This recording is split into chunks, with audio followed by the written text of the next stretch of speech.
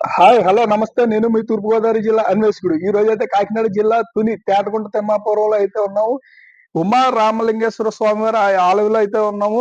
అన్నవరానికి అతి దగ్గర సమీపంలో 8 కిలోమీటర్ల దూరంలో ఉన్నటువంటి స్వయంభూగా వెలిసినటువంటి శివాలయానికి అయితే మనం వచ్చాము. ఈ ఆలయంలో ఒక పక్కనైతే పచ్చటి వాతావరణం, పచ్చటి పొలాల మధ్యన అయితే వెలిసినటువంటి శివాలయం, మరో పక్కనైతే ఒక చక్కటి చెరువు కూడా ఉంది. అలాగే ఇక్కడ మనం చూసినట్టయితే శిలల మీద అయితే శాసనాలు కూడా రాసినవి కూడా మనకు కనిపించాయి. అలాగే ఓ పక్కన అయితే సుబ్రహ్మణ్యేశ్వర స్వామి షష్ఠి నాడు అయితే ఇక్కడ ప్రత్యేక పూజలు అయితే చేస్తే మాత్రం పెళ్లిళ్ళు కాని వాళ్ళకి పెళ్లిళ్ళు అయితే ఇక్కడ అయితే గ్రామస్తులు అయితే చెప్తున్నారు. అలాగే కార్తీక మాసం నెల రోజులు కూడా ఇక్కడ అయితే ప్రత్యేకమైన పూజలు అయితే చేస్తూ ఉంటారు. అలాగే రోజుకి 3300 ఒత్తులు చొప్పున నెల మొత్తం కూడా 1,00,000 ఒత్తులు అయితే పూర్తి చేస్తారు. కార్తీక మాసం లాస్ట్ వారం వచ్చి స్వామివారికి అయితే ప్రత్యేక కుంభాభిషేకం అయితే నిర్వహిస్తారు. అలాగే రాష్ట్రం నలుమూలల నుంచి కూడా అయితే భక్తులు అయితే ఇక్కడికైతే హాజరయ్యి ప్రత్యేక పూజలు చేసి స్వామివారి ప్రసాదం అయితే స్వీకరిస్తూ ఉంటారు. Thank you. నమో నమః నమో నమః నమో నమః శివాయ.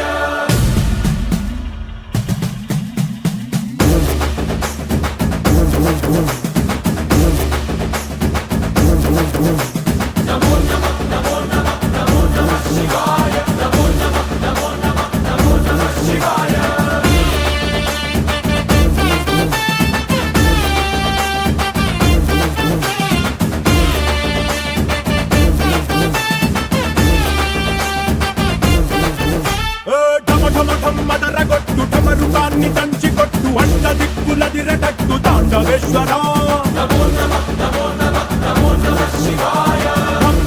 మొదలు పెట్టు అమృతాన్ని పంచి పెట్టు గుండె వెండి కొండ ఏట్టు గుండలేశ్వర జయ శంకర జయ జయ జయ శంకర నిప్పు కన్ను ఇప్పి జనం తప్పును కాల్చయ్యరా జయ శంకర శివ శివ శివ శంకర త్రిశూలం తిప్పి చూపి మంచి దారి నడపరా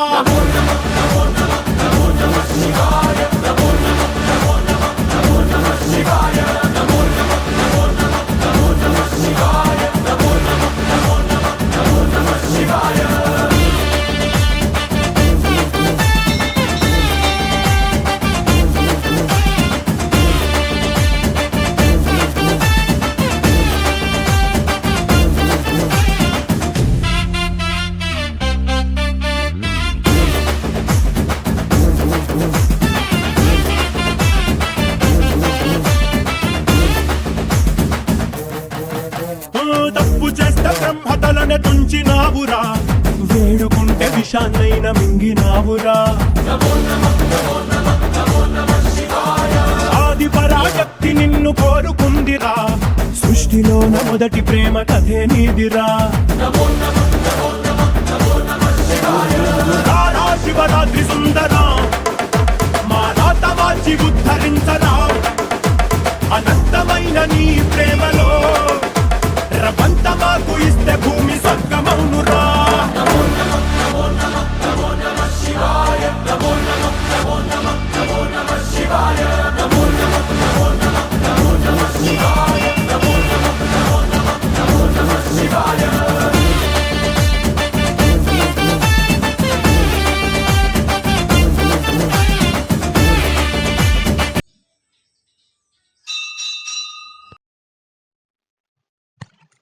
జై శ్రీరామ్. అందరికీ నమస్కారం. మాది తేటగుంట తిమ్మాపురం తుని మండలం కాకినాడ జిల్లా అండి. మా ఊరి యందు తిమ్మాపురం గ్రామంలో పచ్చని పొలాల యందు ఒక పంపానది తీరాన పక్కన వెలిసినటువంటి శ్రీ ఉమా నాగరామలింగేశ్వర స్వామి వారి ఆలయం ఉంది. ఇది ముఖ్యంగా చెప్పడానికి కారణం ఏమిటంటే ప్రతి ఊరిలోని ప్రతి శివాలయం ఉండొచ్చు, ప్రతి రామాలయం ఉండొచ్చు. కాకపోతే ఈ శివాలయానికి ఒక ప్రత్యేకత ఉంది. ఆ ప్రత్యేకత ఏమిటనేది చాలా మందికి తెలియదు. ముఖ్యంగా ఈ వీడియో చేయడానికి గల కారణం, ముఖ్య ఉద్దేశం అది. దీని యొక్క చరిత్ర ఏమిటంటే, మా తరానికి కాకుండా మా నాన్నగారి తరం అవని, మా తాతయ్య గారి తరం అవనివ్వండి, వాళ్ళకి ముందు కూడా చెప్పుకుంటూ వస్తూ ఉన్నారు. కానీ దీనికి చరిత్ర అనేది రాసి లేదు.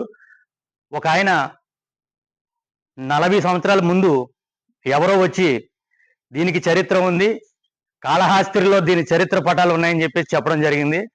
దాని ఆదేశానుసారంగా మేము మాట్లాడుకోవడం జరుగుతుంది.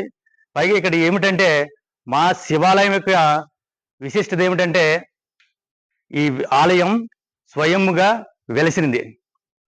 వెలిసిన తర్వాత అందరూ ఆగతైతనంగా పొలాల గట్లంటూ పిల్లలు ఆడుకుంటూ ఆగతైతనంగా ఉండే ఆలయం ఒకానొక రోజు విచిత్రమైన సంఘటన జరిగింది. ఆ సంఘటన ఏమనగా, ఒకరోజు వైజాగ్ చెందిన ఒక వ్యక్తి ధనంజయ్ గారని, ధనరెడ్డి గారని, ఆయన కొన్ని డబ్బులు ఇవ్వడం సహకారంతో, అలాగే పోలనాటి శాసగిరి గారు, అలాగే వీళ్ళిద్దరి సమక్షంలో చిన్నది గూడు కట్టడం జరిగింది. అలాగే మా ఊరు గ్రామస్తులు పెద్దలందరూ కూడా వాళ్ళ సహకారంతో ఈ ఆలయం కొంచెం నిర్మించుకోవడం జరిగింది. అలాగే కొన్ని రోజుల తర్వాత మా గ్రామ పెద్దలందరూ కూడా అందరూ సహకరించి ప్రతి ఊరిని డబ్బుల గురించి తిరగడం జరిగింది.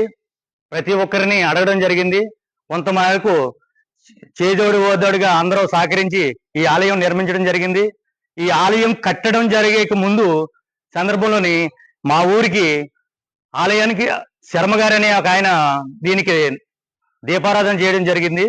దీపారాధన చేస్తుండగా ఆయనకి హార్ట్ కంప్లైంట్ జరిగింది.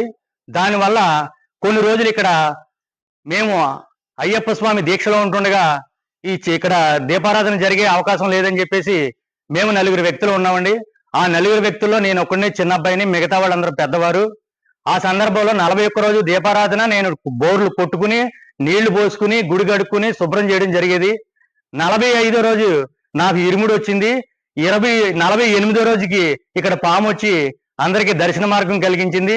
ఆ సమయంలో మా ఊరు గ్రామస్తులందరూ కూడా డబ్బులకి కాకుండా, డబ్బులు తీసుకోకుండా దేవుడి సేవ చేయడానికని పునాది నిమిత్తం తవ్వటం, రాళ్లు ఎత్తడం, ఆ దాంట్లోంచి పాము రావడం, ఆ పాము రావడం వచ్చి డైరెక్ట్ గా మన స్వామివారి యందు చుట్టుకుని సర్పం విప్పి ఉదయం నుంచి సాయంత్రం వరకు కూడా అలా అందరికీ దర్శన భాగ్యం కలిగించింది. చుట్టుపక్కల సుమారుగా 15 నుంచి 20 గ్రామాల వరకు అందరూ సందర్శించడం జరిగింది ఆ రోజు. ఈ విచిత్రం ఏమిటంటే, మాకు స్వయంగా వెలిచినది అని మేము చెప్పుకోవడం కాకుండా ఇక్కడ ఒక ప్రత్యేకత ఏమిటంటే, మహాశివరాత్రి నాడు కళ్యాణం జరుగుతుంది. కార్తీక మాసంలో నెలంతటా కూడా రోజుకి 3300 ఒత్తులు వెలిగించడం జరుగుతుంది. చుట్టుపక్కల 5-6 గ్రామాల నుంచి కూడా రావడం జరుగుతుంది. అదే విధంగా షష్ఠికి, సుబ్రహ్మణ్యేశ్వర స్వామి షష్ఠికి కళ్యాణం జరుగుతుంది.